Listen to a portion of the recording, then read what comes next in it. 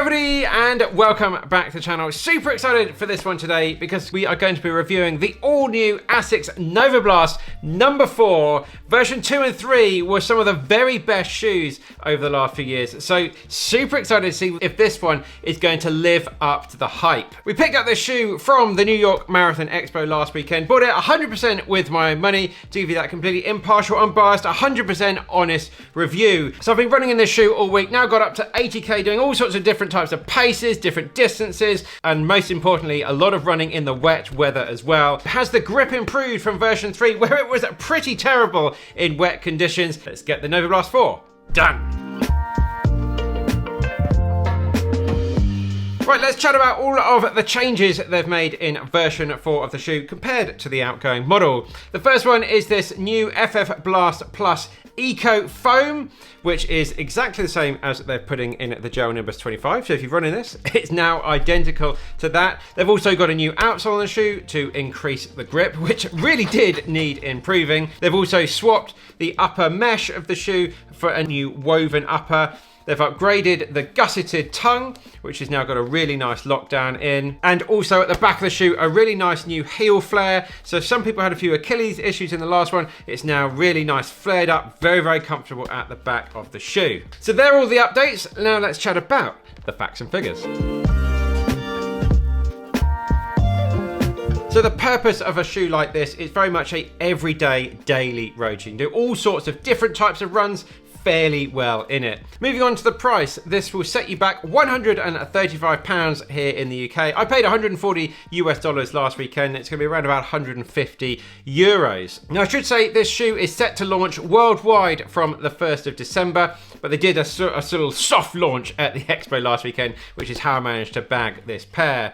In terms of the stack heights, 41.5mm at the back of the shoe. Now the last shoe was 31, but Asics are changing how they're reporting stack heights in their shoe. So in terms of how this compares to the last one, it's exactly the same. There's still that 8mm drop from the back of the shoe to the front of the shoe. And there's been a little slight weight increase for me in my model. So version 3 was 288 grams and this is coming in at 300 grams. It's a neutral shoe. And as I said earlier, this lovely engineered woven upper, a little bit more stretchy, a little bit more breathable and durable. That's what Asics are saying. And the midsole, this FF Blast Eco Plus, 20% recycled content in there. There's no carbon plate in the shoe. The outsole is this AHA low density rubber outsole. AHA stands for Asics High Abrasion Rubber. And this is very, very similar to what they put on the bottom of the Superblast. But the Superblast is the high version and this is the lower version. Should be a little bit stickier, a little bit lower density on the Novablast 4. In terms of colours, there's 5 launch colours. Well, there are on the Asics UK website. This is definitely my pick. I love this green colour. Let me know, what do you think of this crazy, like, lime green colourway? I just think it looks fantastic, especially on the backdrop of some wintry running conditions at the moment. It doesn't come in any other widths other than a standard width, but it's still quite wide. There has been a slight width increase in this shoe, around about 5mm. And was it true to size? No, I actually went half a size down compared to what I have got my Superblast in and compared to what I've got my Gel Nimbus in. That may be just due to the slightly roomier toe box and a slightly little bit of increase around the ankle area as well. Not sure, but half a size down felt perfect for me.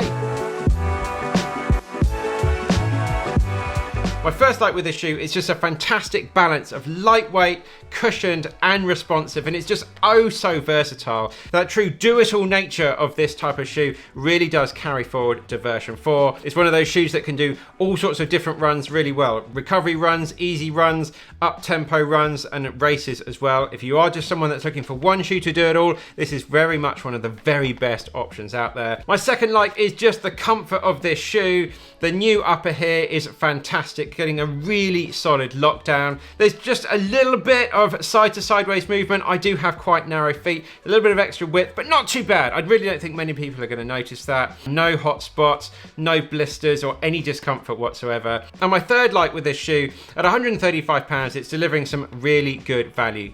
Asics haven't put the price up, so kudos to them for that, as so many manufacturers are. But some of the main competitors for this type of shoe, something like the New Balance 1080, we've got version 13 just over here, ready to go. I haven't even worn these yet, but we'll be testing these ones out next week. They're coming in £25 more expensive. Something like the Boston 12 is only £5 more, but it's still a bit more expensive. The Saucony Triumph, £25 more. Yeah, this is just delivering some really good value in this sort of everyday shoe sector of the market. Quickly guys, if you are finding the video useful, please smash that like button, subscribe to the channel if you don't already for some more shoe reviews, and let us know what has been your shoe of the year so far. This is definitely a contender for me. I'd love to know what your best shoes are. We'll catch up down in the comments to chat all things shoes. Right, back to the video. Now my first dislike, unfortunately, is still the wet weather performance of the shoe isn't fantastic. I've done about 30k in pouring weather conditions here in London we've had this week. Still sliding around a little bit more than I'd like. Now it's a lot better than version 3 without a doubt. This new rubber they've put on the bottom of the shoe is definitely a little bit stickier. I'm a bit concerned about the durability because it is quite soft and tacky, so we might not be getting that much value out of these shoes in the long term. I don't know if they're going to be releasing a TR version or a trail version of this shoe, but in version 3 that was a really good winter shoe for all sorts of wet weather running. Fantastic grip on the bottom, but at the moment it's still just sliding around a little bit too much. So as I say, it's now a shoe you can run in the rain in. It's going to be okay, but it's definitely not perfect yet. My second issue here is this woven upper. I do really like it. It's gonna be fine for running in all 3 seasons we're gonna have coming up now in the Northern Hemisphere, but I think it's just gonna overheat a little bit in summer conditions. If you're running in a really hot climate, these sort of woven uppers, there's that possibility of overheating. So it's just something to potentially be aware of. And my third dislike, it's just not as responsive as I would like in a shoe.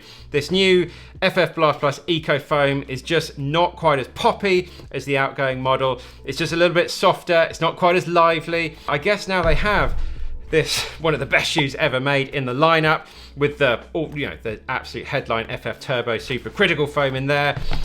I feel like they've just had to slow this one down a little bit to justify potentially spending £210 on a shoe like this. They can't make this one too good, otherwise no one's going to buy this one. So I don't know whether it's a bit of a marketing move like that, but yeah, it's just not quite as poppy. It's not quite as fun to run in as the last one. When I've taken it up to speed, it's handled it well, but I just feel like I'm just having to put a little bit more effort in than I would like. You know, it's the same foam out of the Gel Nimbus 25, which is pretty much an all-out easy and recovery run shoe only.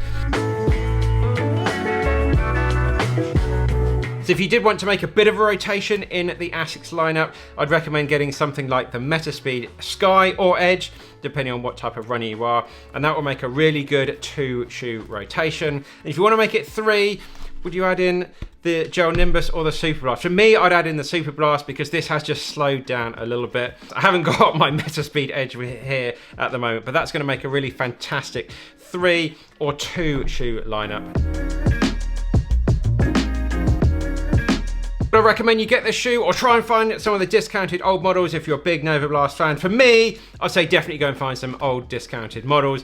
Version 3, you can find them for about £100 at the moment, and that is going to be an exceptional daily shoe. It's just got that little bit more speed in it, a little bit more fun and enjoyment. But if you can't find that, then I'd have no problem in recommending this shoe. It's still one of the very best all-round shoes out there. Yes, I've got a few dislikes, being very nitpicky, but I've had a fantastic time running this shoe. It's definitely going to stay in my rotation. I'm definitely going to enjoy putting a lot more miles in it, but it's still not going to take over my favourite shoe of all time. Stay tuned because we're going to shoe of the year, and this is definitely going to be a contender for that. So stay tuned for that coming up later in the year. So that's it, guys. Hope you found the video useful. Next up will be my full Asics comparison video. Keep on working hard, keep on getting it done, and we'll see you very soon in the next one.